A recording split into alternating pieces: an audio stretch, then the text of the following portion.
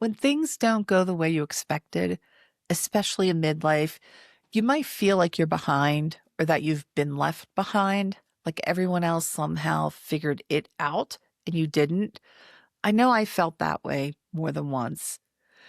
There's a voice in my head that tells me I should be further along than I am, or that everyone else is retiring, and that I shouldn't be starting over at this age. Hi, I'm Diane Hatz, and welcome to A Writer's Life, where I talk about personal transformation and rebuilding in midlife, creativity, and what it looks like to start over when your life takes a turn you didn't plan for.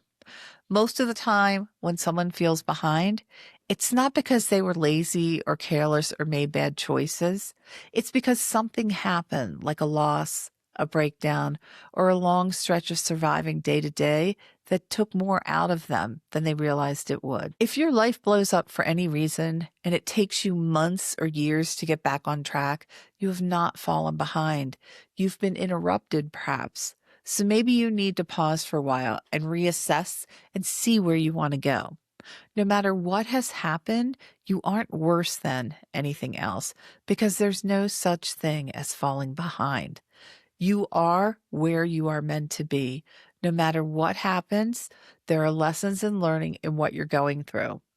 The key is to find and grow from them.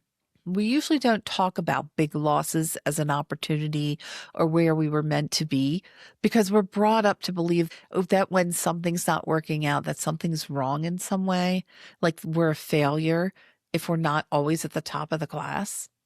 So what we end up doing, or what I ended up doing, was comparing my insides to other people's outsides.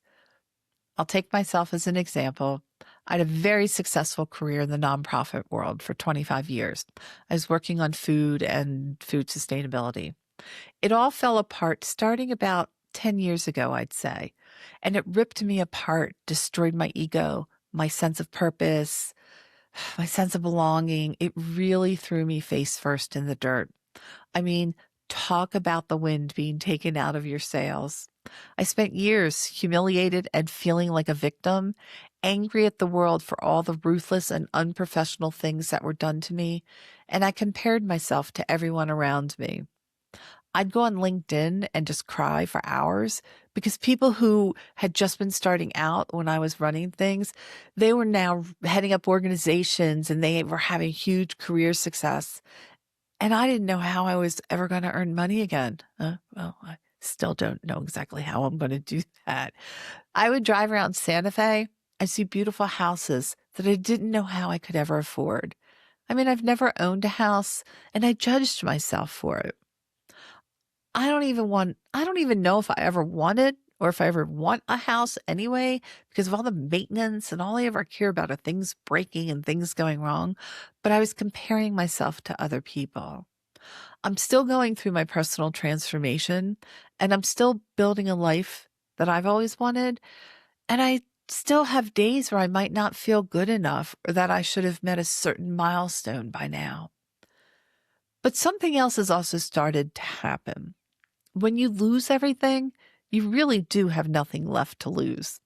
I had to go that far down to find the courage to leap blindly into what I've always wanted to do, write fiction. I have 3 books out.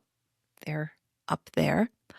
And the 4th is almost done. It's in final edits. I started a publishing company and I'm putting out my books and marketing them myself. There's a reason I chose specifically not to go to a traditional publisher. There'll be other videos, I'm sure, on why. But I consciously chose to do my own publishing. I think the publishing world has changed so much and I wanted a challenge. So I feel like I've gotten a PhD in publishing over the past 3 years. I've even had 5 people ask me over the past year to publish their books. I'm not sure that's something I want to do. An old me would have jumped at it because my fear of, how income is going to come. But the more time I spend doing other people's work is less time I get to spend on my own. So at least the possibility is there. I've started this YouTube podcast and I'm still figuring out what I want to say, still figuring out how to say it. And to top it all off, I have a private newsletter and a Substack that I have to get more regular with in 2026. I have made a pact with myself. One of the things I'm doing is deciding, like, do I want to do YouTube? I'm doing this to challenge, hopefully to connect with people like you, but also as a challenge to myself because I'm a writer. I would much prefer to be sitting with a pen and paper in a corner or under a tree. So we'll see. 2026, I'll make decisions, but I never would have had all the guts to do what I'm doing now if I hadn't lost my job with steady pay. Even moving cross country to a place where I didn't know anyone was a huge act of courage, and it wouldn't have happened if I'd still been in a comfortable, though unhappy situation.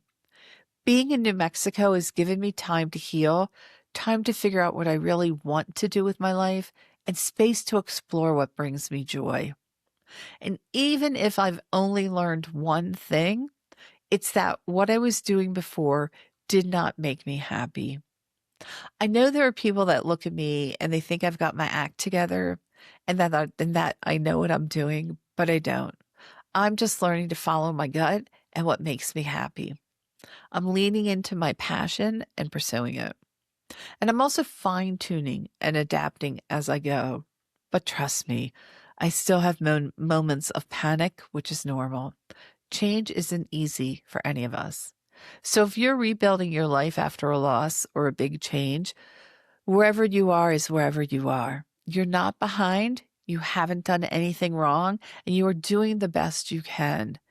There'll be a period of time where you might not do anything. You might sit on the couch and watch Seinfeld reruns, and that's okay. Your body and your mind need to heal. When you start to get itchy or feel like you're wasting time, that's probably time to start moving again.